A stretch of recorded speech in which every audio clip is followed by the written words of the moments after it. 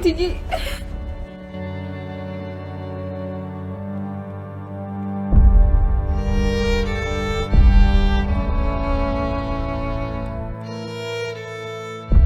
ቃል ምንድን ነው ያደረግሽው? በኃይሉ ሰላምን ገደልኳት እኮ። በሩን ልከፍተው ነበረ። ከከፈተች እኮ ይደረስብናል ብዬ ነው። ደግሞ እኮ በኃይል አልመታዋትም። ወይኔ ጉዴ! አለቀልኝ። በቃ ሁሉም ነገር አበላሸሁት። በቃ ተረጋጊ። ወይኔ ጉዴ! ምንድን ነው ያደረግኩት? ቃል ተረጋጊ፣ የሆነ ነገር እናደርጋለን።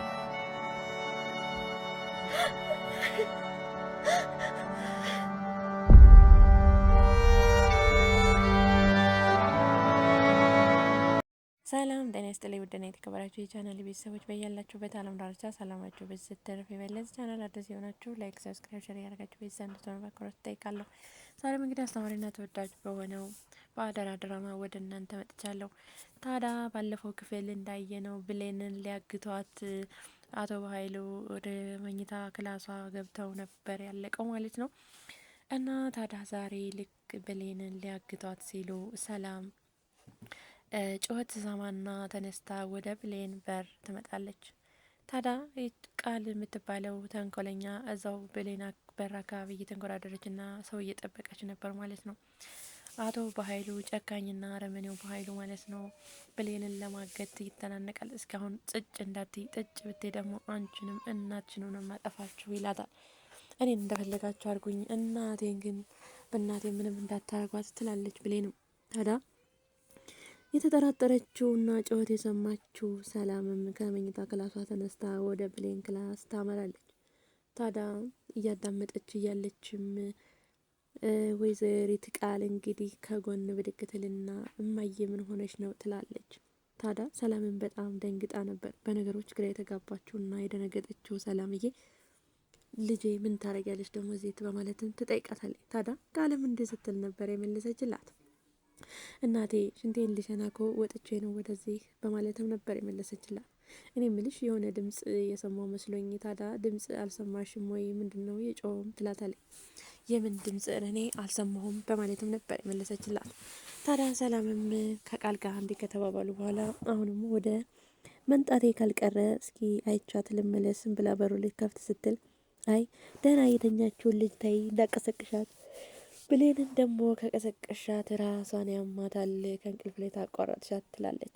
ታዲያ ሰላምዬም እሱስ ልጄ ልክ ነሽ፣ እንደዛ ከሆነ ስታምቀሰቅሳት ይቅርብኝ ብላ መለስ ልትል ስትል አቶ በኃይሉ ብሌንን እየተናነቃት ስለነበር ብሌን ትንሽ ትጮኻለች። አፍኗት ስለነበረ መጮህ አልቻለችም ነበረ።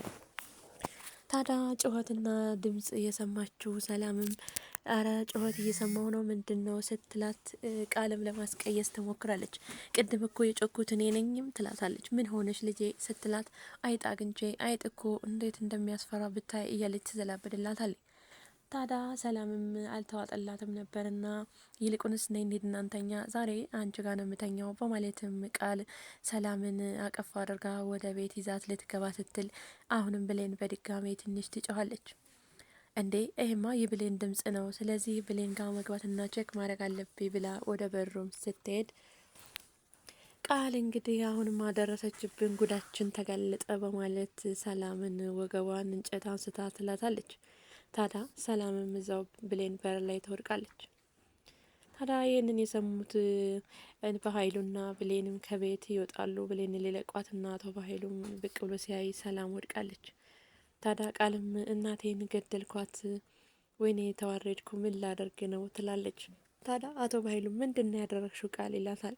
ብሌን በጣም በነገሩ ደንግጣና እየተንቀጠቀጠች እናቷ የሞተች መስሏት ወይም ሰላም እየሞታለች ብላ በጣም ትደነግጥና እየተንቀጠቀጠች ምንድን ነው የሰራሁትም ትላለች። ታዲያ አቶ በኃይሉም አንቺ ቃል ተረጋጊ፣ ምንድን ነው በቃ የሆነ ነገር መፍትሄ እንፈልጋለን፣ የሆነ ነገር እናደርጋለንም ሲል እንትን ይላታል ማለት ነው። ያበረታታታል ወይም ያጽናናታል ማለት ነው ቃልን። ታዲያ ወደ ሳሎንም ሰላምዬን አቅፈው ወደ ቤት ያስገቧታል።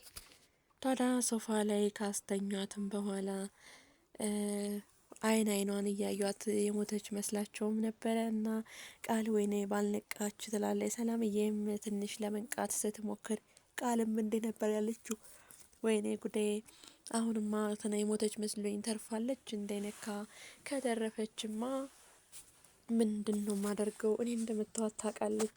ወይኔ ጉዴ ዛሬ ተዋረድኩኝም ትላለች። ታዲያ ሰላምዬም እንዴ ብሌን በር ላይ ያልነበርኩ እንዴ እንዴት ሆኝ ነው እዚህ የመጣሁትም ስትል፣ ታዲያ አቶ በኃይሉ ደግሞ አሁን ስትነቃ ምን አመጣኝ እንዴትስ መጥቼ ነው ልላት ነው እያለም ይጨነቃል። ታዲያ ቃልም ሰማዬ እዛ ኮ ብሌን በር ላይ ብሌንን ለማዳመጥ ሄደሽ ስተዛ ስትመለሽ አንሸራቶሽ ወድቀሽ ራስሽን መቶሽ ነውም ትላታለች። ታዲያ ይህን ስትላትም ሰላምዬ እንዳላስታወሰች የገባት ቃል ጠጋም ብላ እቅፍ ታረጋትና እንኳንም ተረፍሽ ትላታለች። ታዲያ ብሌንም ሰላምዬ ተረፍሽልኝ ወይ ተርፈሻል ተመስገንም በማለት ደስ ይላታል። በጣም የተጨነቀችው ብሌንም ሰላም በመትረፏ ትደሰታለች። ታዲያ ምግብም ካቀረበችላት በኋላ ለሰላምዬ ብሌን ማለት ነው እንዴት ነሽ ደህና ነሽ ወይ ተሽሎሻል ወይም ስትል ትጠይቃታለች። ሰላምም ማወደግ ነው ተሽሎኛል፣ ግን ስወድቅ ራሴን ሳይመታኝ አይቀርም ትንሽ ራሴን ያመኛልን በማለት ነበር የመለሰችላት። ታዲያ ብሌንም አይዞሽ እንኳን ፈጣሪ አተረፈሽ ብላ ብድግ ብላ ስትል ነይ ብሌን አንዴ ይፈልግሻለሁ ትላታለች። ታዲያ ብሌንም ቁጭ ትላለች። እሺ ምን ነበር የፈለግሽኝ ስትላት፣ እኔ የምልሽ ትናንትና አሯሩጠሽ የጠራሽኝ ለምን ነበረ? ነይ እስኪ አሁን ንገሪኝ፣ ልትነግሪኝ የነበረው ምን ነበር በማለትም ትጠይቃታለች። ታዲያ ብሌንም ፈራ ተባ በማለት በእናቷ ቃል ስታስገባት ባሳደገችሽ መቼም በሷ ቃል ትገቢልኛለሽ እንዲህ ሁሉንም ነገር ሳትደብቂ እንደምትነግሪ ብላ ቃል ታስገባታለች። ታዲያ ቃልም ካስገባቸው በኋላ ሰላምዬ እንግዲህ በእናቴ ማመመዬ እውነቱን መናገር አለብኝ አልደብቃትም በማለት ብሌንም ለመናገር ትወስናለች። ታዲያ ለመናገር ከወሰነችም በኋላ እንዴ ስትል ነበር የነገረቻት።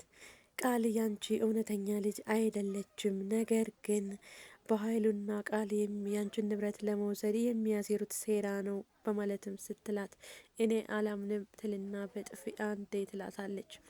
እኔ ምልሽ እኔና ልጄን ለመለየት ለምንድን ነው የምጥሪው? አንዴ እንድትናገሪ ስፈቅድልሽ መረናለሽ በማለትም ሰላምዬ ብሌን በጥፊ አንዴ ታጠናግራታለች።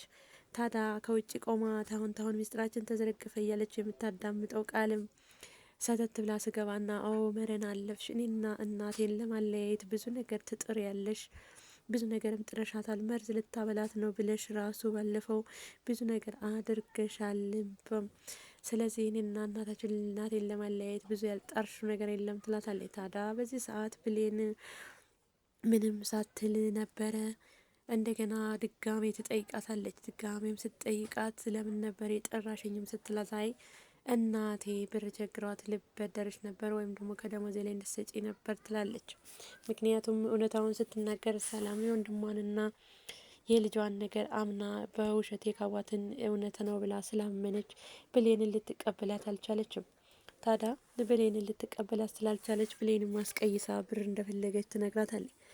አቤት ፈጣሪ ሆይ አሁን እንዳልዋሽም ብዬ በእናቴ ምዬ እንደገና እየዋሸሁ ነው ትላለች። እንደገናም የሰው ብር ልወስድ ነው ትላለች። ታዲያ ስንት ብር ነው የፈለግሽው ስትላትም ብሌን እየተርበተበተች 200 ብር አለች። 200 ስትላት አይ 2000 ማለቴ ነው በማለትም ተመልስላታለች። ታዲያ ሰላምዬም ብሩን ሳብ ታደርግና አንቺ እኮ ልጄ ነሽ በማለትም ብሩን ልትሰጣት ትገደዳለች። ታዲያስ ብሌንም ብሩን ይዛ ስትሄድ በቃ እንባዋን መቆጣጠር አልቻለችም ነበር። ምክንያቱም በእናቷ ስለዋሸች ማለት ነው። እና ከዛ ቆንጆ ቡና እኔ ደህና ነኝ አሁን ቆንጆ ቡና ፍልቼ ላምጣልሽ ትልና ወደ ኪችንም ትገባለች። ታዲያ ኪችንም ገብታ ፈጣሪ ሆይ ይቅር በላይ በእናቴ ማልኩኝ በእናቴ እንትን አልኩኝ እያለችም በጣም ትጸጸታለች። በሌላ በኩል እንግዲህ ዳጊ ደግሞ የብሌንን እናት እንዳገታትና እሱ እንደነበረ እንዳገታት ሊያስረዳት ዛሬማ መናገር አለብኝ እስከ መቼ ደብቄ ብሎም ወደ ብሌን ሄዳ ታዲያ ቁጭ ብለውም ሊነግራት ካሁን እያለ በድንገት በር ይንኳኳል። በር ያንኳኳው ሕፃን ልጅ ነበረና የብሌንን እናት ማን እንዳገታት እና የዳጊ እንዳገታት ፎቶ አንስተው የታጋቿንም ያጋችንም ፎቶ አንስተው በፖስታ አሽገው ነበር የሰጧት። ታዲያ ዳጊም ምንድን ነው ይላታል።